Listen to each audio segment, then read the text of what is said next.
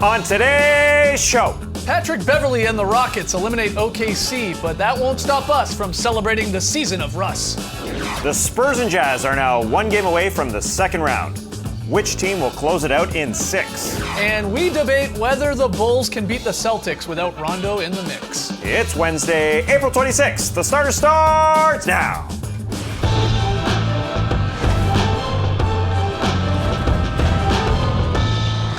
Good evening, Sweet World, and welcome to The Starters, presented by Jack Daniel's Tennessee Honey. Whether you're listening to the podcast, joining us live on NBA TV, a little bit later on YouTube, doesn't matter. We're happy to have you. I'm Jay Skeets, and alongside me, as always, that's Tass Mellis. Thank you for joining us. To his right, the international man of mystery, taking it to the max, Lee Ellis. Lily. And last, certainly not least, over yonder, it's the bearded one, it's Trey Kirby.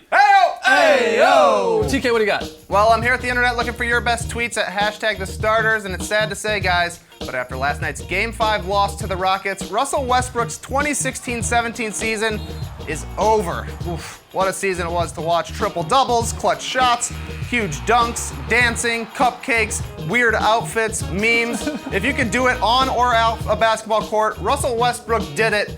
We're gonna get to our favorite moments a little bit later, but it brings us to today's question. What was your favorite part of Russell Westbrook's season? And personally, one thing that's gonna stick out to me is all the open shirts he wore during round 1. Really brought back the rock star look, and personally, I'm gonna be honoring Russ this summer by not buttoning any of the buttons on my shirt and paying tribute to his incredible season. But we wanna hear from you, so let us know on Twitter, what was your favorite part of Russell Westbrook's season? Send us your best tweets to #TheStarters. We'll hear from you a little bit later. All right, get those tweets in. Yeah, we'll celebrate some of our favorite Russ moments from this season, and we'll get you set for tonight's 2 games on TNT. Early start here tonight up in Washington and Boston with those big games. But first, we start by playing a little What You Got Playoffs edition. We're going to debate some either-or questions regarding last night's NBA action. But you got to be careful here because there's only one right answer, and that's whatever Trey Kirby says it is. TK. Things got quite heated between Patrick Beverley and Russell Westbrook in the fourth quarter last night. That beef continued in their post-game press conferences. Shocked me because he looked up and said, "No one can guard me. I got 40 points." I'm like, "That's nice." He took 34 shots to get it. I mean, no, I'm not up here trying to bash anybody, but I mean, you know, men lie, women lie, but the numbers don't.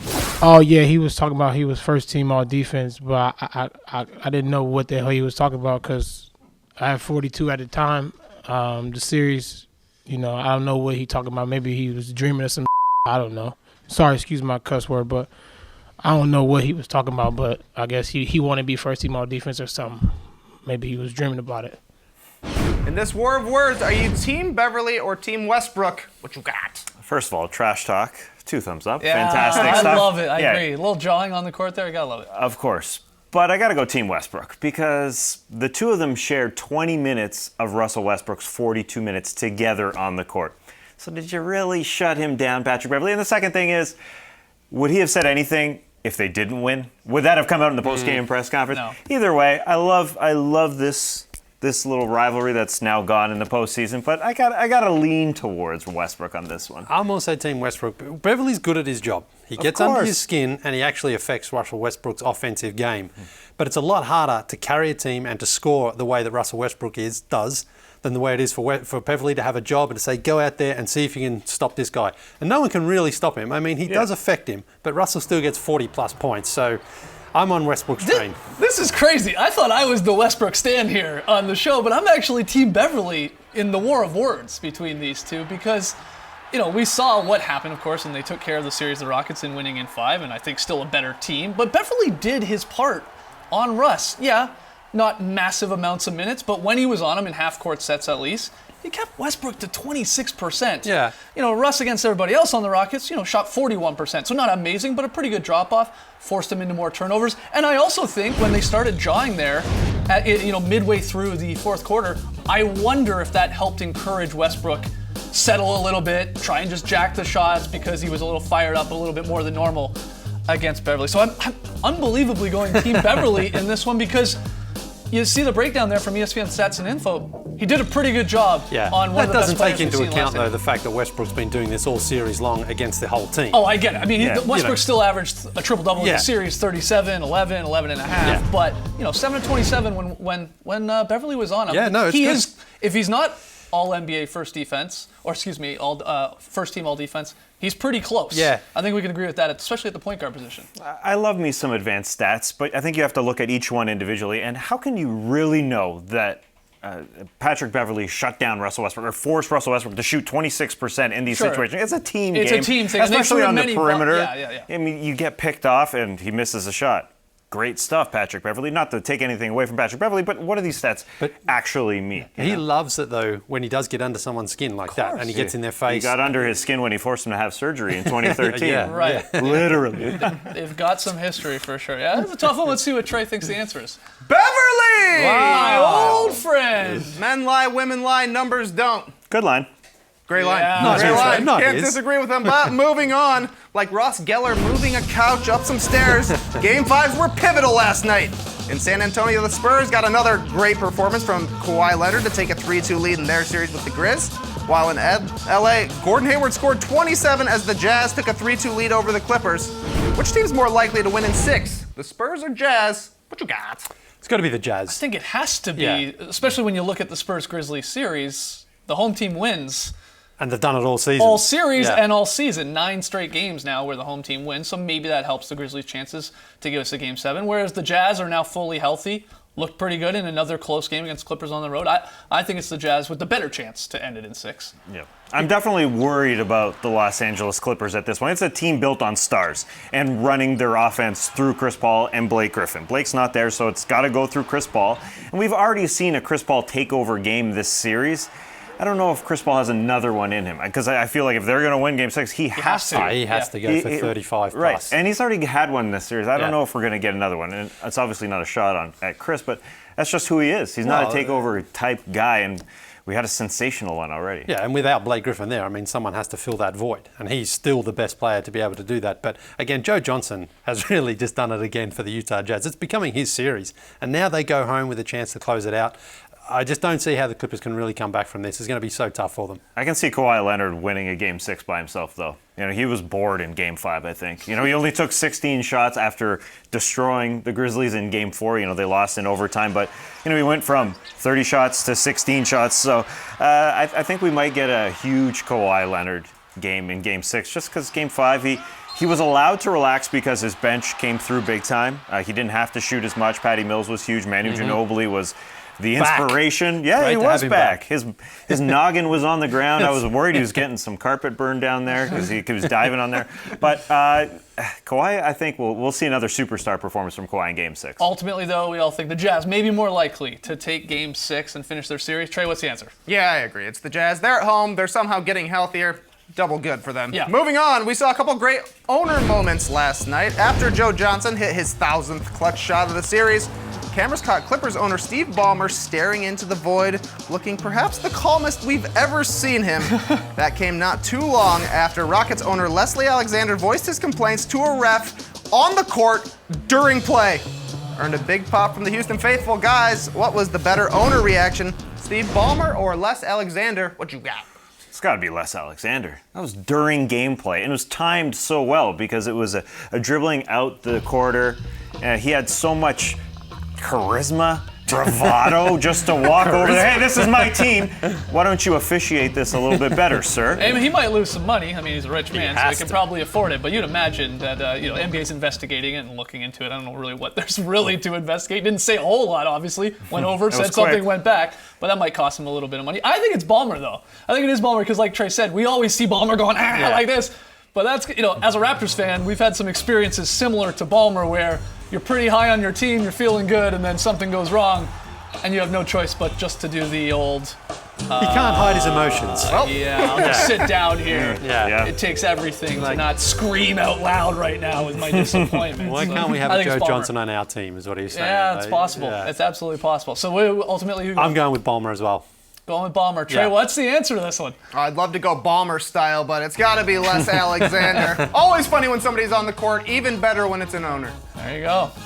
Agree, disagree. Jump on Twitter, hashtag the starters with Trey's ruling. All right, we got to take a break, but after the jump, we will revisit Westbrook's historic roller coaster ride of a season.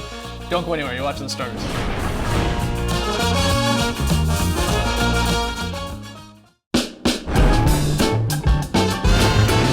Welcome back to the starters. As we discussed a little earlier in the show, the Rockets dispatched of the Thunder in 5 games on Tuesday, and in doing so, ended the historic and definitely polarizing season of one Russell Westbrook. So as a small goodbye to the season of Russ, we've put together the top 5 moments from Westbrook's unbelievable season. At number 5, it's Westbrook's beef with Kevin Durant. After 8 years together, KD shocked everyone by signing with Golden State. The day he signed, Russ posted a photo labeling KD as a cupcake. Oh, fans ran with that. And we can't forget he wore a photographer vest to his very first game against Kevin Durant, because Kevin Durant likes to take photos. And the third game they played, they actually spoke, sort of. I mean, they did a little jaw-jacking. Yeah. At All-Star Weekend, we were all waiting for them to talk, and they actually had some chemistry on the court. Everybody loved that moment. I remember Marv calling it. The fans, also the players on the bench, they're fans too, you know. At number 4, fashion. Now this could be on Westbrook's top 5 moments list any year, but I think he really cranked it up a notch this year. He went for it. Yeah, he had the Willie Beeman jersey there, that crazy look from the All-Star game, his slogan, why not? The baggy 90s look, That's a threw that great out look. to everyone here. And maybe our favorite, showing up in the Kiss shirt during the playoffs. Okay. He was the meme king, and it started opening night when this fan got into his face in Philadelphia. Whoa, hey. Hi, this guy. Can we take care of this guy, perhaps? People had lots of fun with it. Yeah. Bleacher Report, the take me back from Durant. Huh? Okay. He forced the referee to call a travel on this particular play because Good call. he went for a stroll. Yeah. He was a little puzzled by it. You know, it was a travel. Bleacher Report doing their work here, sending him all around the world. He's walking. Still going. There he goes. Photographer Westbrook, the memes. We are never, ever getting back together. So many. Of course, the crying Jordan. Yep. Yeah. Staple. Classic. Oh, yeah. Good. Hey, clever. The Ice Cube messed around, got a triple-double. Yes, he did. He did. A lot. He Yeah. messed around a lot then. 40 twice. Let's hear some Cube. And of course, the dancing. He didn't need Kevin Durant. He also didn't need Cameron Payne, because he was dancing solo. Now I do what I want. He's got no headphones on or anything either. I It's do just what I music want. in his head. At number 2, we will never forget the clutch play in the regular season from Russell Westbrook. That jumper over Utah to win the game. The 16 of his team's final 18 points against the Mavs there, including that huge jumper. The game against the Magic when he scored 57, hit the 3 there over 2 guys to force overtime. They would go on to win. And then maybe the best of all, finishing off the Nuggets with the buzzer-beating 3. 50, 16, and 10 in that game. And knocked out the Nuggets. Yeah. At number 1, of course, it's the triple-doubles, setting the single-season mark for the most in NBA history with 42, and so many great plays. That dunk over Capella, this pass through Corey Joseph's legs. Did he mean it? Who cares? The sham got a dribble, and then the that was drop-off crazy. to Steven Adams.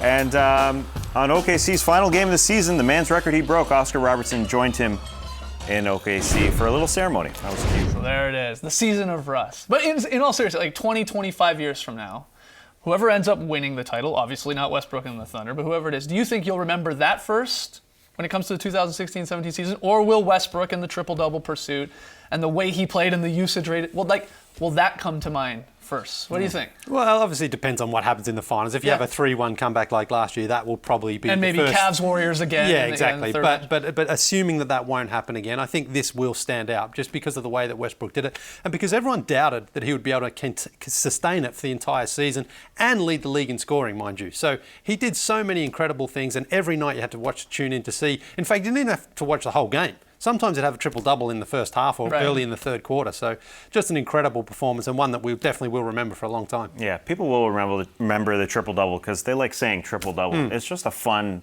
term to say.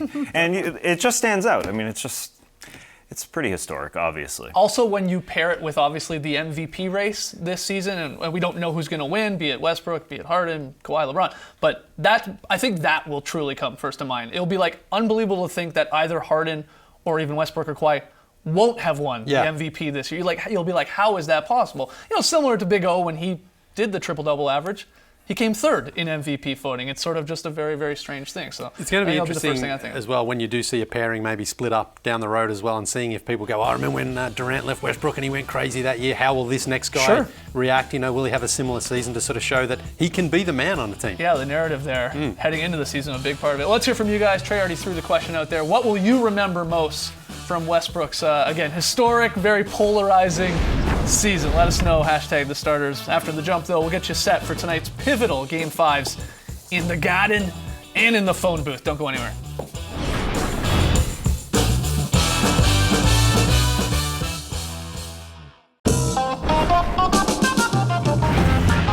The Starters on NBA TV is brought to you by Jack Daniel's Tennessee Honey, proud partner of the NBA. Do your friends proud. Please drink responsibly. 40 games in 40 nights, but only 2 on tonight. TNT doubleheader. The Hawks, Cacao, and Wizards Game 5. That series tied at 2 apiece, followed by the Bulls and Celtics. Game 5, that series also tied at 2 games apiece. So let's do a quick little look ahead at both of these games. Trey, you got the big cues heading into tonight's action. Yeah, despite his best efforts to return, Rajon Rondo's thumb is still broken. He's going to miss Game 5 tonight. The Bulls' offense has looked pretty bad without him. So can the Bulls win without Rondo? Well, offensively, the vets have to take over the ball handling and look for opportunities that come their way. Even Isaiah Canaan starting doesn't mean Dwayne Wade isn't going to get a lot of opportunities. And he said he met with Fred Hoiberg after Game 4. They talked about it, checked the film, and he's got to be more aggressive. He just has to go at it. I know inside him, when he is the point guard, he's going to look for other guys. But in this offense right now, you just got to go at it. You just can't pass right away. He's got to go against his natural instinct when he brings the ball up the floor. That's what he said. He said, I'm looking for guys. But he only took 12 shots in this game, tied his series low, but that other game had Rondo around, so that makes more sense. Right. In this instance, the guy's got to shoot. He said it. I mean, this is what Dwayne Wade lives for. These moments to take over. He's got the opportunity. He's going to have the ball in his hands. He's got to be the king. Just, for one night, shoot 20 times. Just do it. Yeah, does Wade have one big game left in him? I saw Sam Smith writing that for the Bulls today. Does he have it? I think he does. He did last year. I think, yeah, that's right. It was fantastic Wasn't that long last ago. year in that 7-game series for sure. But you're not. We know it's not going to be Grant and Michael Carter-Williams for the most part. You said Cannon's getting the start. He chipped in Game 4 in the loss, but I agree with you. It's going to be Wade and Butler initiating the offense. And I want to see if Hoiberg and then they go back to trying to play like big ball. Go through Robin a little bit more. Obviously trying on the glass. Maybe Portis a little bit more as well. Go big and don't worry about this sort of matching up and trying to go small. We'll see. Either way, though, you've got to feel that the Celtics have to think now that they've gotten back into control, even though it's 2-2 and they lost both games at home, because they went to Chicago and did what they had to do. And obviously without Rondo, it just slows down their offense, the Bulls' offense. And the Celtics now have to take advantage. They just have to go and do whatever it is they need to do to beat Chicago, but they can't afford to drop another game at home if they are going to be considered a serious challenger to the Cavs. So I think the Bulls have kind of blown their chance there by not getting at least a split, as you talked about in Game 3 and 4. Yeah. I think it's going to be so tough for them now to win 2 more times in Boston to win this series. Yeah, I just don't doubt these guys that can game plan, these vets that can make it happen. And the other thing they have to figure out is that Isaiah Thomas, Al Horford pick and roll that brings Robin Lopez way out. Robin Lopez is a little bit slow that far away from the bucket. The Celtics just kept going back to that well. I just feel like these guys can game plan. They're ready. This should be a great game tonight. We'll see. All right, Trey, next game. All right, Marcin Gortat and Markieff Morris scored 22 points combined in their 2 games here in Atlanta. Not going to cut against Paul Millsap and Dwight Howard. So, guys, how will the Wizards' front court adjust? Yeah, I mean, well, they absolutely have to. They have to win that sort of matchup there against the Hawks bigs for sure. Because you said it, like Gortat, I would throw in Morris and Porter. They were instrumental in the first 2 games, and the Wizards winning those games in Washington. But they may as well have been at Magic City down here in Atlanta. I mean, they didn't show. They struggled at the Fortress. Those guys, the 3 of them, Bullets Forever pointing out, the 3 of those front court guys, they averaged 21 points on 24.5 shots per game. Yeah. That's just not going to cut it, especially when Dwight was engaged in Game 4. That's what, to me, is interesting. What Dwight are you going to get for the Hawks in Game 5 here tonight? He's gotten better as the series has gone on. He got played off the court in the first couple of games. He didn't play fourth quarter, yeah. Yeah, he didn't. But down here in Atlanta, he was, setting great picks. He was rolling. They were throwing lobs to him. He was finishing the alley-oop, played good deep, owned the board. So what Dwight do we get here? This is a huge matchup. He's got to go into that phone booth and convert into Superman in Washington. Yeah. But what you've just described is what Gortat was in those first two games, setting good screens, rolling to the hoop, getting a lot of passes from John Wall and just finishing around the hoop, not doing that in Atlanta. It's weird how things change when you just change cities like that. But Morris as well has to be big. He's gotten in foul trouble. He's getting involved in a lot of the off-court sort of stuff and getting in with Paul Millsap. You've got to forget about that and just go out there and play. We'll see, best of 3 series now here between the Hawks and the Wizards, as well, of course, as the Bulls and the Celtics. Should be good ones tonight on TNT. Final break when we return. Lely's very solid play. You're watching The Starters, presented by Jack Daniels, Tennessee Honey.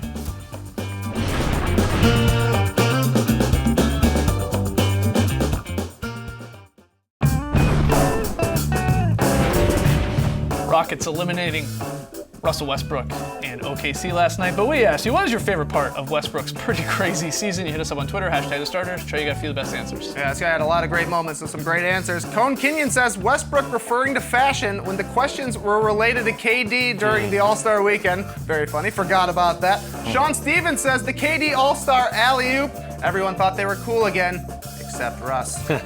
And Mad Luke says that thank you, Kyrie, run to the locker room after the Cavs win against the Warriors. Controversial. Did he say it or did he not say it? He said it.